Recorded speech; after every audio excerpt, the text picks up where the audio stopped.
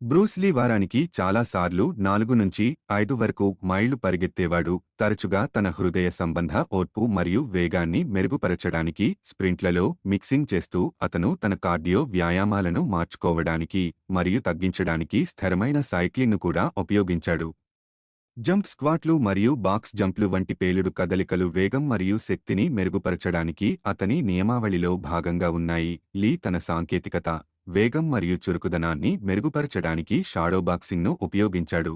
లీ సమతుల ఆహారాన్ని అనుసరించాడు. ప్రోటీన్లు, కూరగాయలు మరియు తృణధాన్యాలు అధికంగా ఉన్నాయి. అతను శుద్ధి చేసిన చక్కెరలు మరియు ప్రాసెస్ చేసిన ఆహారాలకు దూరంగా ఉన్నాడు.